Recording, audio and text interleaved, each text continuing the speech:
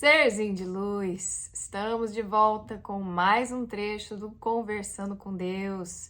Tenho trazido para vocês aqui a leitura comentada do livro Conversando com Deus, de Neale Donald Walsch, um americano que canalizou essa mensagem, passada aí pela fonte criadora, por Deus, é o dono da coisa toda, e o Neale canalizou essa mensagem em 4 livros. A gente está no livro 1. Como essa leitura foi extremamente transformadora para mim, eu resolvi compartilhar com vocês. E eu vivo falando que mais do que uma canalização, esse livro também é uma provocação filosófica. Ele faz a gente se questionar, repensar algumas crenças. Será que é bem isso daí mesmo? Alguns conceitos que aparecem no livro, você vai se questionar e vai falar assim, não é que isso faz mais sentido do que eu ouvi nessa ou naquela doutrina? Então, se você tem curiosidade de saber um pouco mais fora da caixa, o que seria essa força e como ela se comunica conosco, sair um pouquinho dos conceitos já batidos, fica comigo aqui. Essa leitura para quem está com a mente aberta e, mais uma vez, eu vou repetir. Isso aqui não é verdade absoluta, estou trazendo para você um conteúdo e aí você faça as suas próprias reflexões, tire suas próprias conclusões, tente aplicar isso daqui na tua vida da melhor forma possível. Eu vou pedir para você fazer aquele negócio todo que todo mundo pede. Inscreva-se no canal se você se interessa por assuntos sobre espiritualidade, autoconhecimento, filosofia, as doideiras que a gente fala por aqui de vez em quando. Coloque aí o seu comentário se isso ressoou de uma maneira bacana em você, o que é que veio para você de insight a partir desse vídeo, tá certo? Esse aqui é o canal Vanessa com o Bicenter. Temos aí na página vizinha, no aplicativo vizinho, a nossa página também, Bicenter Therapy. Sou terapeuta holística, trabalho com energia, espiritualidade e lá vai cacetada. Bora começar? Na última live a gente parou no trecho que estava falando que a primeira verdade a saber sobre o universo é que nenhuma condição é boa ou má, apenas é. Por isso, ele pede para a gente parar de fazer julgamentos de valor naquilo que acontece com a gente. A segunda verdade é que todas as condições são temporárias. Nada é imutável, nada permanece estático. O modo como uma situação muda depende de você. Somos agentes ativos. Isso daqui é uma das leis universais de que tudo está se movendo, nada é estático, né, no universo. Nesse momento, quando vem aí a fonte criadora, o Deus da coisa toda, falando para o autor que essas são as 2 verdades universais que ele precisava saber, o autor vem e pergunta, mas espera, e quanto à pessoa que está doente, mas que tem fé e acha que vai se curar, e ela acredita que ela vai melhorar, para depois morrer em 2 semanas? Como é que isso se encaixa em toda essa história de pensamento positivo e ação afirmativa? Eu acho que é uma pergunta minha e sua também, né? Pois vem a explicação, e ele diz que as perguntas do autor são ótimas e que ele está sempre questionando. Vai chegar um momento em que não há mais o que questionar, ele fala. Ele fala que em algum momento você ou aceita ou nega as verdades que ele traz nesse livro, nessa canalização. Mas vamos continuar, não chegaram nesse ponto. A pessoa, porque tem a fé para mover montanhas e morre em 6 semanas, moveu montanhas depois de 6 semanas. Isso para ela foi suficiente. Talvez essa alma tenha decidido na última hora do último dia, bom, agora já basta, tô pronto para participar de outra aventura. Talvez você não tenha tido conhecimento dessa decisão, porque essa pessoa não deu para te contar, não deu para te comunicar o que ela estava pensando ou sentindo. A verdade é que a pessoa pode ter tomado essa decisão dias, horas, momentos antes e não ter contado isso a ninguém. Você criou uma sociedade em que não é muito bem aceito o desejo de morrer, não é bem visto conformar-se com a morte. Como é que você pode desejar morrer? Como você não lida bem com a morte, você não consegue compreender que alguém poderia desejar morrer. E é verdade, a maneira como nós aqui do Ocidente lidamos com a morte é meio bizarra, gente. Não sei se vocês repararam. Aliás, velório no nosso sistema aqui é o trem mais doido que tem. que é um famoso chupinhamento. Chupinhamento é ótimo. É uma chupinhação do sofrimento, né? E a gente não vê a morte de maneira integral. A gente, como tem muita dificuldade de aceitar, né, a continuidade da vida, de certa forma, ou às vezes até diz que acredita na continuidade da vida, mas quando a morte nos visita, quando alguém que a gente ama vai embora, a gente sofre indignado e, enfim, se revolta às vezes com Deus. Mas ele está falando que tem muitas situações em que a morte é preferível à vida. E eu sei que você pode imaginar quais são essas situações. Eu fiquei com a minha mãe acamada por 16 anos, depois de ter tido um AVC. E lógico que eu não troco nenhum dos dias, dos momentos em que eu vivi com ela nesses 16 anos, mas eu sei que foi extremamente sofrido, penoso para ela passar por essa jornada e para nós também. Mas em alguns momentos, casos assim, dependendo da situação, é preferível o desencarne da pessoa do que ficar ali sofrendo e sofrendo. Essas verdades não chegam para vocês ou não passam pela cabeça de vocês, não são tão evidentes para vocês quando você está olhando para o rosto de alguém. Porque você não olha para uma pessoa e fala assim, essa daí está escolhendo morrer. Acho que agora ela acabou a jornada dela aqui na Terra. A pessoa moribunda, a pessoa que está sofrendo, que está numa cama, ela sabe disso. Na privacidade do seu quarto, ela pode sentir o nível de aceitação no que diz respeito à sua decisão. Você já se deu conta de quantas pessoas esperam o quarto ficar vazio para então poder fazer a passagem? Quantas pessoas vão esperar os familiares acharem que elas melhoraram? Vocês já ouviram falar sobre a melhora da morte? A minha mãe aconteceu isso também. Melhora da morte. A pessoa melhora, agora vai ter alta, agora tá tudo certo. A família dá aquela relaxada, dá aquela desencanada e a pessoa desencarna. Normalmente a gente está energeticamente também prendendo, né, a pessoa ali com os nossos laços, com os nossos afetos. Quando acontece essa baixa aí na energia, esse relaxamento da família, aí a pessoa desencarna. Algumas até mesmo têm que dizer para os entes queridos em alguns momentos, vai comer alguma coisa, vai dormir, vai descansar, e assim que a pessoa sai, ela desencarna. Se essas pessoas dissessem para os seus parentes e para os seus amigos reunidos, gente, eu quero morrer, todo mundo, o que quer fazer? O que você faria? O que eu faria? Eu falei, mas você não pode querer morrer, não é possível, você tá falando da boca pra fora, você não sabe o que você tá falando, aguenta firme, fica firme, você é um guerreiro, você é uma guerreira, você não pode me deixar, como é que eu vou ficar sem você? Muitas das vezes é o que a gente fala pra pessoa que tá nessa situação. Eu já fiz isso, tenho certeza que você já fez, né? Ou já fizeram com você.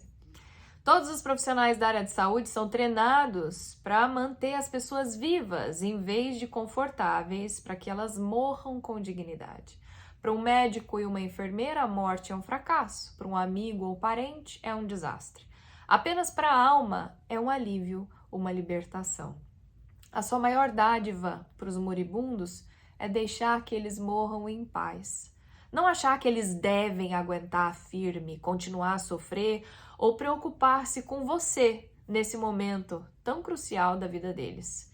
O que acontece com muita frequência, no caso do homem que diz que acredita que vai viver, e até mesmo reza, pede fervorosamente por isso, é que no nível de alma ele muda de ideia. Então é na hora de deixar o corpo, ele decide que é hora de deixar o corpo para que a alma fique livre para realizar outras atividades. Quando a alma toma essa decisão, nada que o corpo faça pode mudar. É no momento da morte que aprendemos quem, no triunvirato corpo, mente e alma, comanda a vida. Triunvirato. Entre corpo, mente e alma, quem comanda, quem direciona a nossa caminhada é a nossa alma. Durante toda a existência, você acha que é o seu corpo. Parte do tempo, você acha que é a sua mente. É na hora da morte que você descobre quem você realmente é. Há ocasiões em que o corpo e a mente simplesmente não ouvem a alma. Isso também cria o cenário que você descreve. O mais difícil é fazer ouvir-se a própria alma. Poucas pessoas fazem isso e é extremamente complicado e difícil mesmo. Frequentemente acontece que a alma toma a decisão de que é hora de deixar o corpo. O corpo e a mente, sempre seus servos, a ouvem e começam o processo de libertação. Contudo, sempre vem a parte que não quer. A mente, o ego, não deseja aceitar isso, porque morrer significa o fim da sua existência para o ego, né? O ego acha que ali acabou, morreu, porque nesse CPF, nessa personalidade, de fato, você tá findando. E o ego se agarra e ele não quer morrer, né, gente?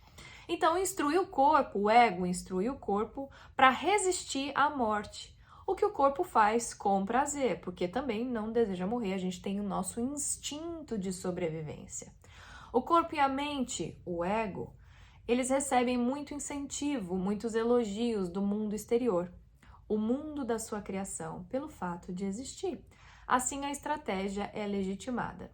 Quem não viu alguém passar por um processo terrível, doloroso, tá ali o moribundo, moribunda, e a gente tá lá, vamos guerreiro, vamos guerreira, você consegue. Gente, eu não tô dizendo que a gente vai parar de fazer isso, ou que a gente deveria parar de fazer isso, muito pelo contrário. Ele só tá dando uma esclarecida em como a gente lida com a morte, como a gente tem lidado com a morte. Nesse ponto, tudo depende do quanto a alma deseja partir. Se não houver grande urgência aqui, a alma vai dizer, tá bom, então você venceu, eu vou ficar por aqui por mais algum tempo, tá? Mas se tiver muito claro para a alma que ficar não vai servir aos seus objetivos mais elevados, que não tem mais como ela evoluir através do corpo, ela vai deixar o corpo e nada vai impedir a alma de fazer isso.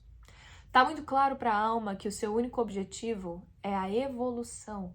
Ela não está preocupada com os feitos do corpo ou o desenvolvimento da mente. Nada disso faz sentido para a alma. Também está claro para a alma que deixar o corpo não é uma grande tragédia. De muitos modos, às vezes para a alma, permanecer no corpo se torna uma tragédia, né? É claro que ela também vê a vida de uma maneira diferente. E essa é a fonte de grande parte da frustração e ansiedade que as pessoas sentem na vida. A frustração e a ansiedade surge quando elas não ouvem as suas almas. E aí o autor pergunta, mas tá bom, mas como é que eu posso ouvir a minha alma? Se é ela realmente que comanda tudo, como é que eu tenho certeza se eu estou recebendo os memorandos do chefe mesmo? A primeira coisa que você poderia fazer é entender claramente o que a alma está buscando e parar de julgá-la. Mas o autor pergunta, mas quer dizer que eu julgo a minha alma? A resposta vem constantemente. Eu acabei de te mostrar como você julga a si mesmo por querer morrer e também por querer viver. Realmente viver, de verdade. Viver o que você tem vontade com contentamento. Julgar a si mesmo por querer rir, chorar, ganhar, perder e especialmente experimentar a felicidade e o amor. Aí o autor vira e fala, mas eu faço isso? Eu me julgo por essas coisas? Você tirou de algum lugar a ideia de que se negar a felicidade, não celebrar a vida, é devoção a Deus, de alguma forma. Diz a si mesmo que a negação tem uma virtude escondida ali quando você nega, quando você põe um tom solene, quando você é mais espiritual, quando você é mais nobre, né? Você, olha, eu cedo, ou melhor, eu nego os prazeres da vida. E aí, por causa disso, eu agrado, adoro a Deus com mais intensidade. Já viu isso? Parece familiar para você? Eu sei que já. Então, o autor vira e fala assim, então, mas isso é ruim? Você tá falando para mim que esse negócio aí não é bom? Não é bom nem mal, é simplesmente negação. Se você se sente bem depois de negar a si mesmo, então no seu mundo isso é bom. Se você se sente mal, então é mal. Na maioria das vezes, você não consegue chegar a uma conclusão. Nega-se alguma coisa porque diz a si mesmo que você deve negá-la. Então diz que foi bom tê-la negado, mas não sabe por que não se sente bem. Então a gente, eu não posso fazer tal coisa porque eu tenho que negar isso em nome de uma espiritualidade, em nome de alguma coisa. Mas a hora que você nega aquilo, que você resiste aquilo, ou sei lá, você se sente mal. E aí você não entende porque você se sente mal. Por esse motivo, a primeira atitude é parar de julgar a si mesmo. Descubra qual é o desejo da sua alma e realize esse desejo. Faça o que a sua alma quer.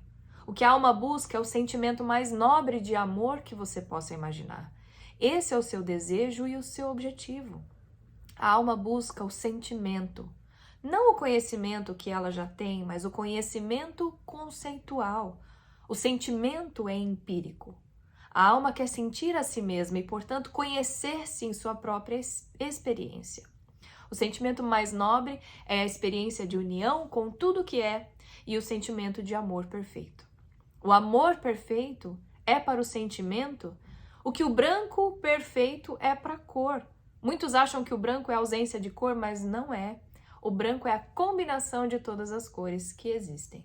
Da mesma forma, o amor não é ausência de uma emoção, ausência de raiva, ausência de luxúria, ausência de inveja, ausência de cobiça.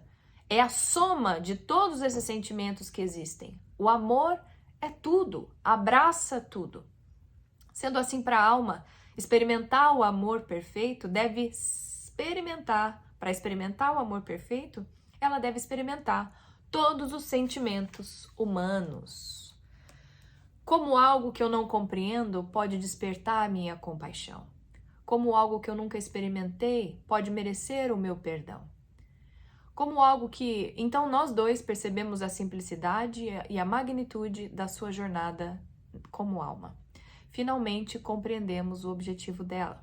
O objetivo da alma é expressar tudo isso para poder ser tudo. Está explicando para a gente o que a gente quer em um nível de alma, né? Para que a gente entenda que não vai estar aqui nesse cabeção, nessa persona, nesse CPF. Isso está por trás da nossa experiência aqui, do porquê você está vivendo essa jornada e o que a sua alma busca quando vive, se coloca para viver na realidade física, nessa dimensão que nós estamos aqui.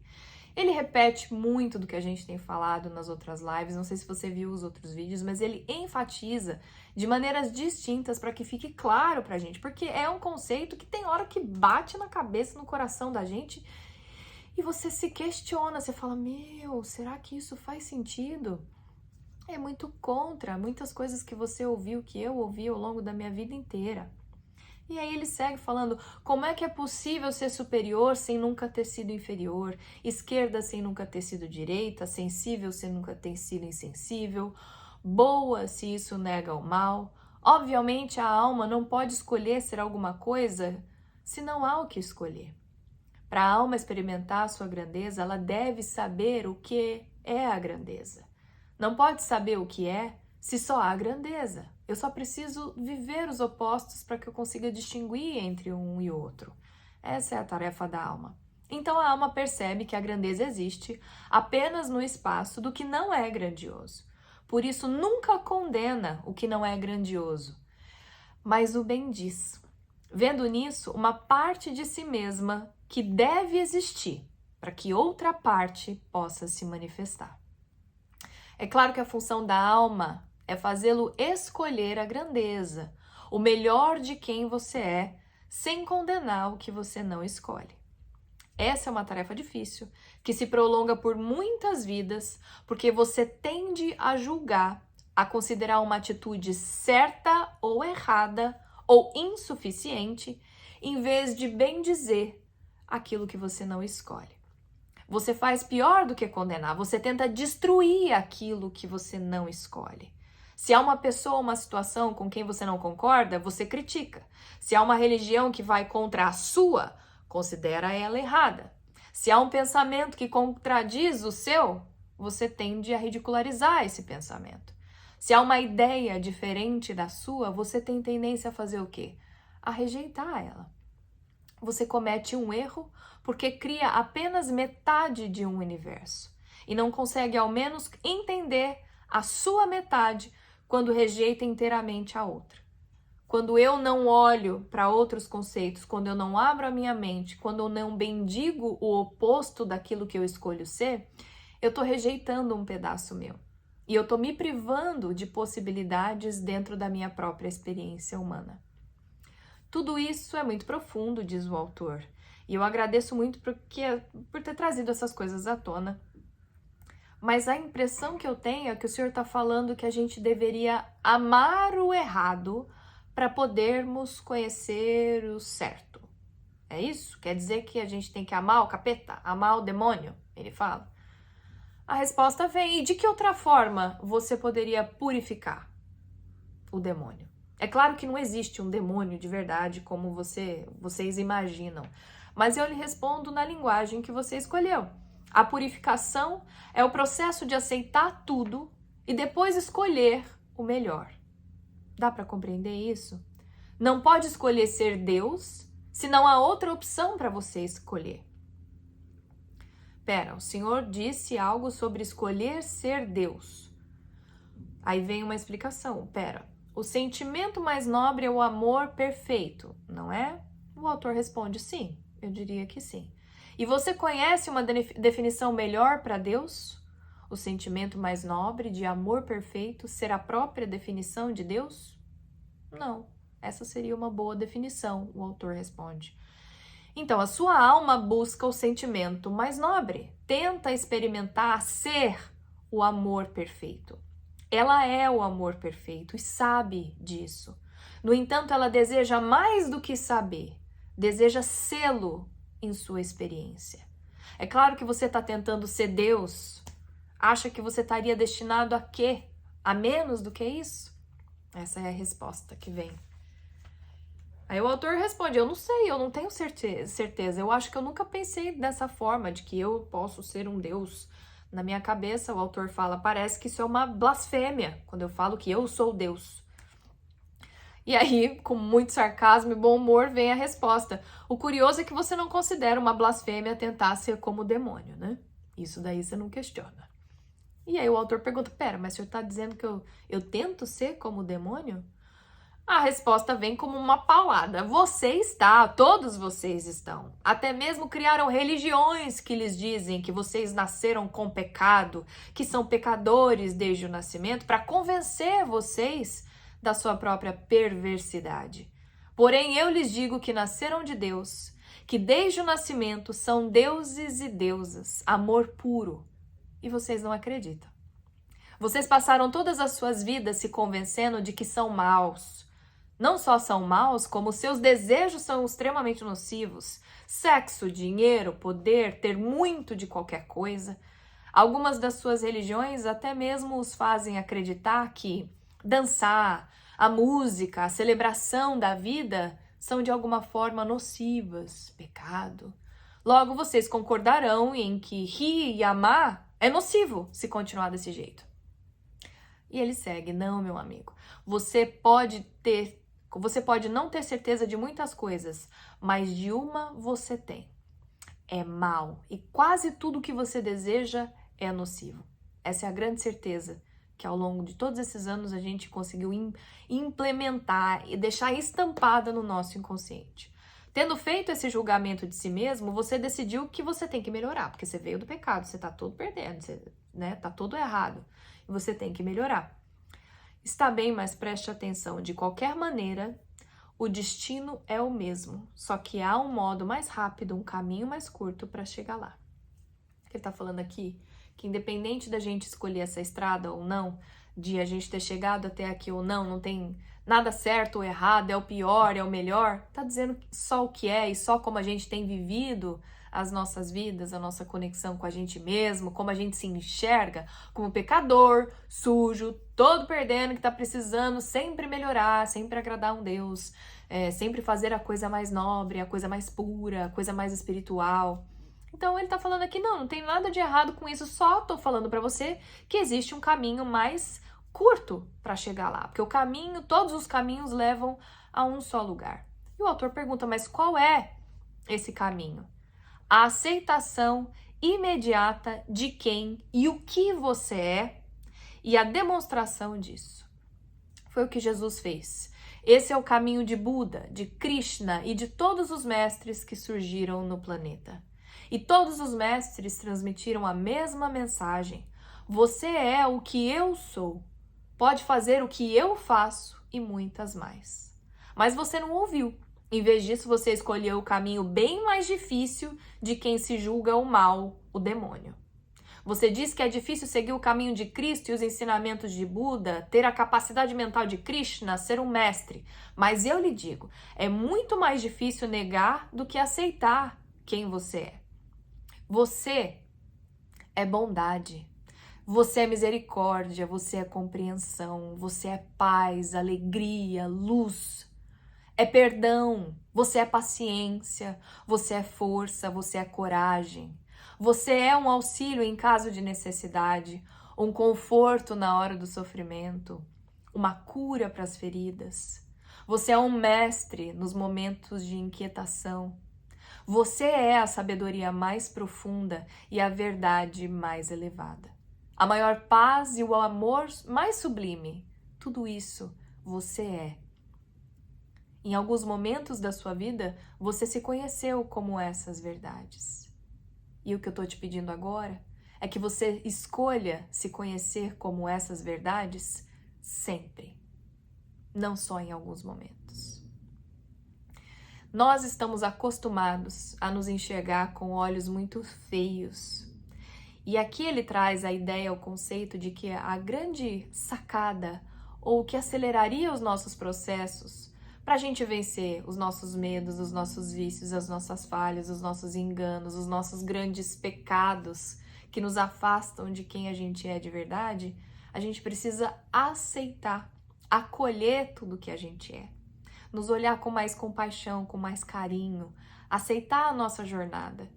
E aceitando a nossa jornada, nós vamos acessar tudo aquilo que nós somos, que é essa lista de coisas lindas aqui que ele traz para o autor. Essa canalização faz muito sentido para mim em vários momentos, em várias questões. Outras são mais difíceis de digerir e parecem um pouquinho mais complexas no meu sistema de aceitar.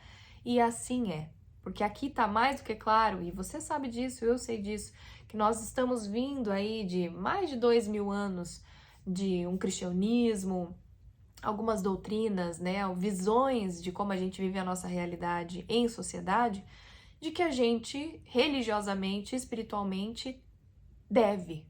Somos devedores, somos pecadores. E nessa corrida a gente já nasce perdendo, você já nasce pecado, você já nasce pecador e cheio de defeitos, cheio de problemas, cheio de pereba, e você tem sempre que melhorar, você tem sempre que alcançar uma espiritualidade que às vezes ela fica irreal, você tem sempre que superar algumas coisas, algumas tentações, mas na verdade para você, de repente, aquela dança é o que você gosta, aquela prática é o que você gosta, e aí você deixa de viver aquilo que você sente dentro do teu coração de viver, porque em algum momento você ouviu que aquilo não era tão nobre, ou que aquilo não agradava a Deus, ou que aquilo fosse pecado, aquele tipo de música, enfim. Estou falando de coisas simples, mas a gente sabe que existem questões que são muito mais profundas, que são abordadas espiritualmente e religiosamente, quando não deveriam, na verdade. Eu espero de todo o meu coração que essa leitura comentada, que esse texto, esse trecho faça sentido para você.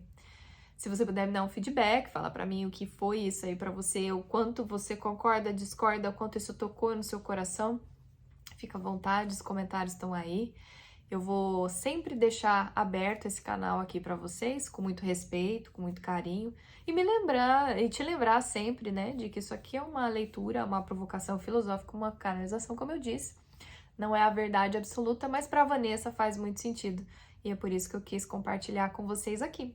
Semana que vem tem outro vídeo e a gente segue aí conversando com a fonte criadora, que você tenha várias dessas prosas aí com Deus, que você consiga se conectar com Deus, a deusa que você é, acessando toda a sabedoria que você traz no seu espírito, na sua alma. Um beijo, serzinho de luz. Se cuida!